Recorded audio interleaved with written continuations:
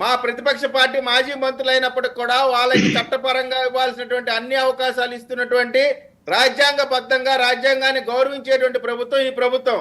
Right. అంతేకాని వాళ్ళలాగా చేసేటువంటి పరిస్థితి కాదు. మీరు చూశారండి, ఇప్పుడు మీరు ఒక మాట చెప్తా వినండి. ఇప్పుడు ఆ ఎస్ఐ గారు మాట్లాడారు, ఏమని మాట్లాడారు, ఎక్కడా కూడా ఒక బూతు మాట మాట్లాడాల. కానీ ఇవాళ ఆ రోజున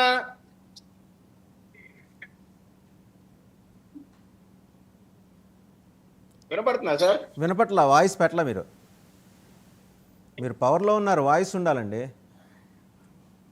గోరంట్ల మాధవ్ ఏ విధమైన బూతులు పోలీస్ ఆఫీసర్ గా ఉండి మా ప్రభుత్వంలో పోలీస్ ఆఫీసర్ అయినా సరే భాష కరెక్ట్ గా మాట్లాడేటువంటి పరిస్థితి ఈ ప్రభుత్వంలో ఉంది. ఎందుకంటే భాష తప్పుగా మాట్లాడితే మా నాయకులైనా సరే చట్టపరంగా చర్యలు తీసుకునేటువంటి ప్రభుత్వం ఈ ప్రభుత్వం. కానీ వాళ్ళ ప్రభుత్వంలో బూతులు తిట్టినటువంటి ఆ సిఐకి ఎంపీ పదవి ఇచ్చి ప్రమోషన్ ఇచ్చారు. అటువంటి పరిస్థితి ఈ ప్రభుత్వంలో ఉండదు. కాబట్టి మేము ఆ రోజైనా ఏ రోజైనా సరే పోలీసు వ్యవస్థకి గౌరవించాల్సినటువంటి అవసరం ఉంది. ఎవరైతే అత్యుత్సాహం చూపించుకుని ఉంటారో వాళ్ళని, ఎవరైతే తప్పుడు కార్యక్రమాలు కేవలం ఇవాళ సుధాకర్ని తెలుగుదేశం అని అదేని ఇదేని మాట్లాడుతూ ఉన్నారండి. ఆ రోజున వాళ్ళు చేసినటువంటి పరిస్థితికి ఎంత దారుణమైనటువంటి కేసులు పెట్టారు. పోలీసులు ఒక ఎంపీని తీసుకెళ్లి కస్టోడియల్ ట్రాన్స్ఫర్ చేస్తారండి. అది లైవ్ లో వీడియో చూపిస్తారా తాడేపల్లి ప్యాలెస్ కి? అటువంటి పోలీసింగ్ ఇప్పుడు నడుస్తా ఉందా? పోలీస్ తాడేపల్లిది ఒక్క నిమిషం విజయ్ కిరణ్ గారు ఒక ప్రశ్న. తాడేపల్లిలో అయింది ప్యాలెస్, 5 ఎకరాల్లో మీరు కట్టుకుంటుంది ఏంటి? ఇంద్రభవనమా?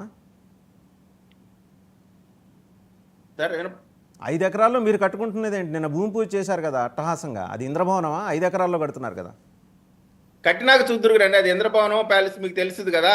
ప్యాలెస్ అని ఎందుకు అనాల్సి వస్తా ఉందంటే ప్రజా నాయకుడిగా ముఖ్యమంత్రిగా ఉండాల్సినటువంటి ముఖ్యమంత్రి, ప్రజల మధ్య ఉండాల్సినటువంటి ముఖ్యమంత్రి ప్రజలకు అందుబాటులో లేకుండా పరదాలు కట్టుకొని తాడేపల్లి నుంచి తెనాలి వెళ్ళాలన్నా సరే హెలికాప్టర్లు వాడుకున్నటువంటి పరిస్థితి. కాబట్టి దాన్ని ప్యాలెస్ అంటున్నావు. నువ్వు ప్యాలెస్ లో ఉండు, రాజమహల్లో ఉండు, ఎక్కడైనా ఉండు, ప్రజలకు అందుబాటులో ఉండాల్సినటువంటి బాధ్యత ప్రజలు ఎన్నుకున్నటువంటి ముఖ్యమంత్రిగా నీ పైన ఉంటది. ఎవరు ఎంతలో కట్టుకున్నారు కాదు, ప్రజలతో ఎంత దగ్గరగా ఉన్నారటువంటిదే ప్రధానమైనటువంటి సమస్య. రైట్. ఒకసారి మనం తిరుత్తణి వేణుగోపాల్ గారి దగ్గరికి వెళ్దాం.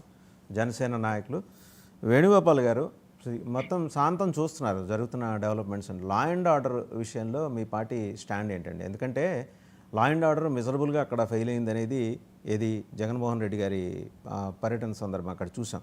ఆ హెలిప్యాడ్ దగ్గరికి జనం దూసుకెళ్ళటం. హోమ్ మినిస్టర్ ఏమంటారు? ఆవిడ చెప్పింది జనంని కావాలని వాట్సాప్ మెసేజ్లు పెట్టి మరీ అక్కడికి పోగు చేస్తున్నారు. అండ్ ఇటువంటి ఇన్సిడెంటే ఇంతకుముందు రాజమండ్రిలో జరిగింది. అంటే జగన్మోహన్ రెడ్డి గారి మోడస్ ఆపరండి ఇది.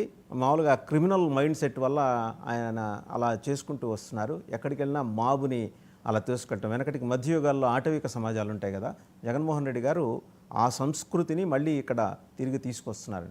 నిజమేనా? హోంమంత్రి గారు మంచి అబ్జర్వేషన్ చేశారు, బాగా విశ్లేషించారు కానీ నిలువరించలేకపోయారు.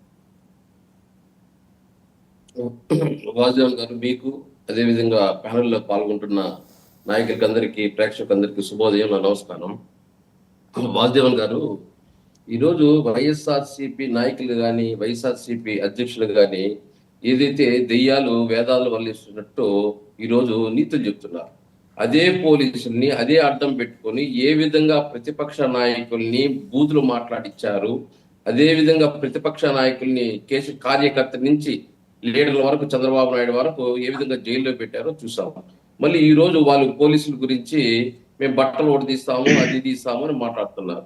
ఈ రోజు పోలీసులు అడ్డం పెట్టి ఏ ప్రభుత్వం వచ్చినా, అది కూటమి ప్రభుత్వం వచ్చినా లేదా వైఎస్ఆర్సీపీ ప్రభుత్వం వచ్చినా